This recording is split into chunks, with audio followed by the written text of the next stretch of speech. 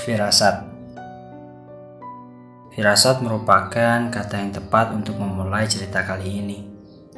Semua keanehan ini terjadi saat liburanku bersama teman satu angkatan saat aku SMA, di mana menjadi pengalaman pertamaku terlibat dalam hal aneh yang sebelumnya bahkan tidak pernah aku alami.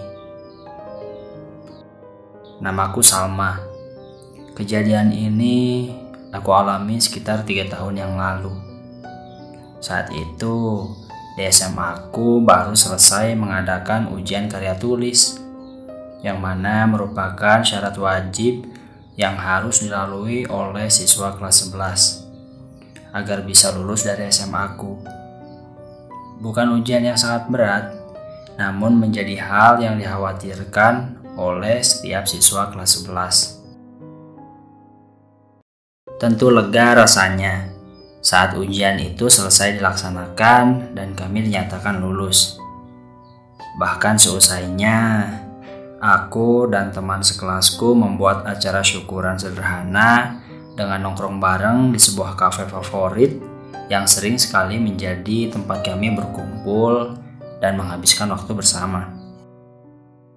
Bukan hanya itu, kebiasaan SMA aku selesai ujian karya tulis adalah berlibur ke Pulau Dewata, Bali.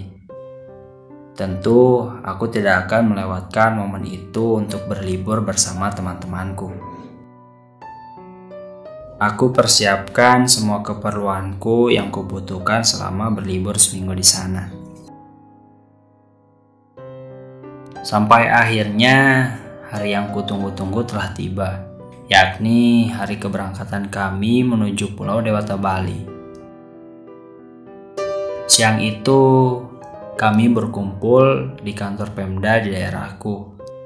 Memang tempat yang sangat luas, sehingga memungkinkan bus pariwisata yang kami tumpangi berkumpul di sana, sekaligus menjadi titik keberangkatan kami. Saat itu tidak ada hal lain yang kupikirkan selain ingin rasanya segera sampai. Aku tidak sabar ingin menapaki indahnya Pulau Dewata, Bali. Namun, saat perjalananku baru dimulai, perasaanku tidak enak. Aku merasa tidak seantusias sebelumnya. Aku sedikit lemas dan kurang fokus. Kupikir aku kelelahan karena terlalu bersemangat tadinya. Akhirnya aku memutuskan untuk tidur sejenak agar kondisiku membaik saat nanti aku sampai di sana. Pagi hari pun tiba, lebih tepatnya subuh. Kami singgah sejenak di sebuah masjid besar di daerah Jawa Tengah untuk menunaikan ibadah sholat subuh dan menumpang untuk sekedar mandi di sana. Rupanya perjalanan yang harus dilalui masih sangat panjang dan melelahkan. Tapi syukurlah, saat itu kondisiku membaik, walaupun masih ada perasaan yang mengganjal. Tapi ya sudahlah, mungkin hanya perasaanku saja. Perjalanan kembali dilanjutkan, tapi karena masih pagi sekali, jadi beberapa dari temanku tidur lagi. Tapi aku memutuskan untuk membuka Instagramku untuk sekedar membuat instastory selama perjalanan menuju Bali, dan sesekali aku melihat explore dan membalas direct message yang masuk.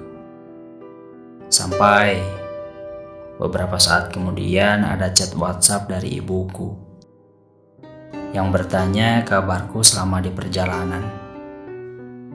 Sampai akhirnya ibuku berkata, "Hati-hati adek, perasaan ibu kurang enak."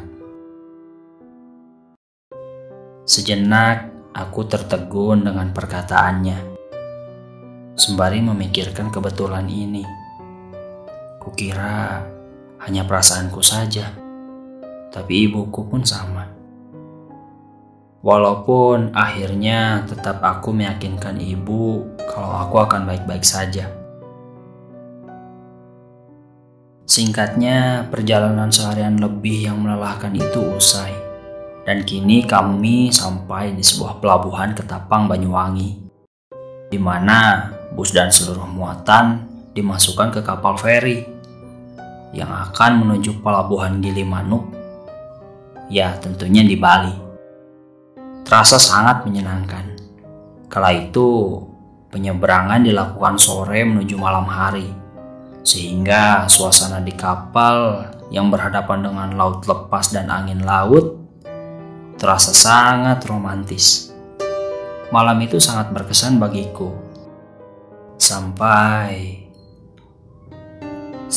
suasana terasa sedikit berubah kala kapal yang kami tumpangi mulai memasuki pelabuhan Gilimanuk.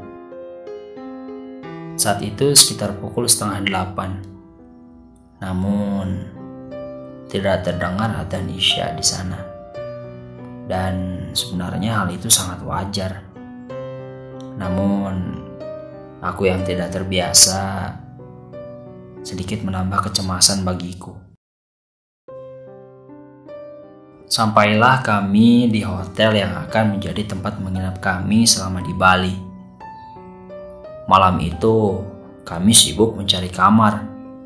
Namun untungnya kamar yang aku tempati bersama 3 sahabatku tidak terlalu sulit untuk ditemukan. Setelah masuk, kami sibuk membongkar isi koper dan membersihkan diri.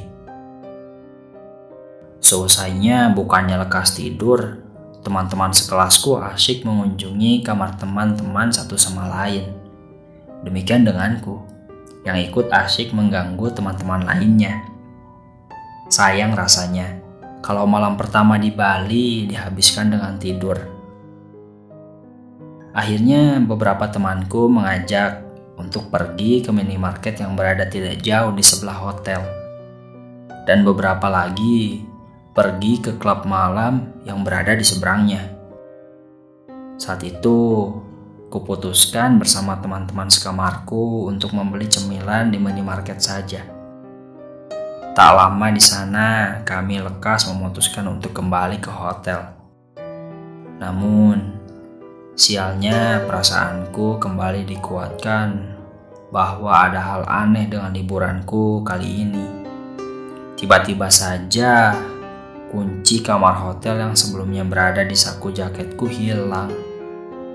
Sambil uring-uringan, aku dan teman sekamarku mencari kunci itu.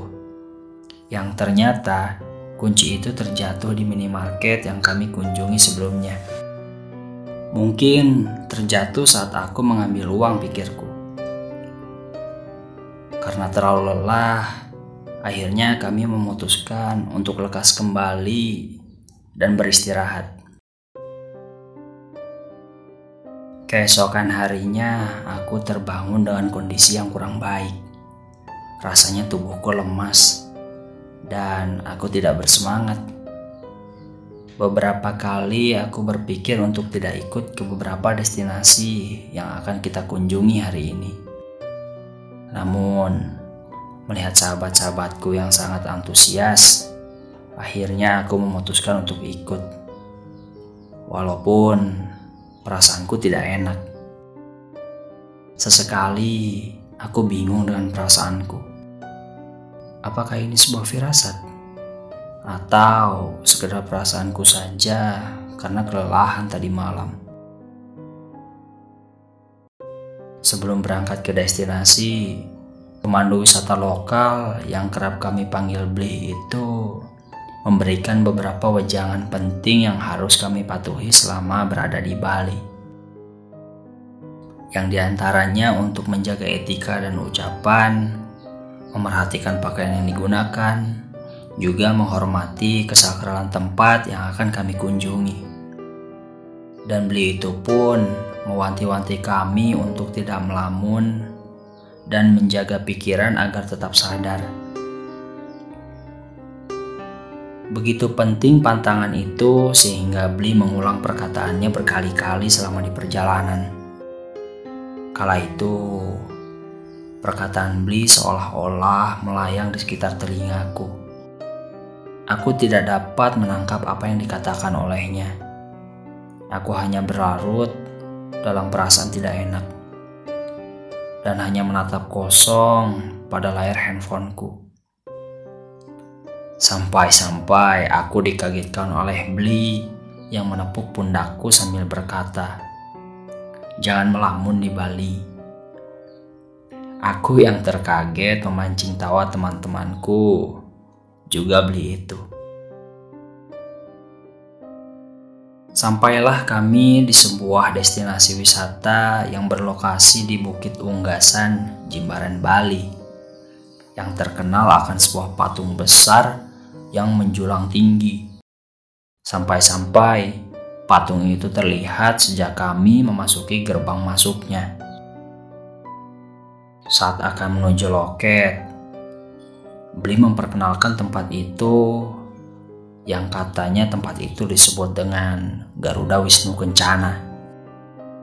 Sekilas Bli menceritakan sejarah dan makna dari tempat itu.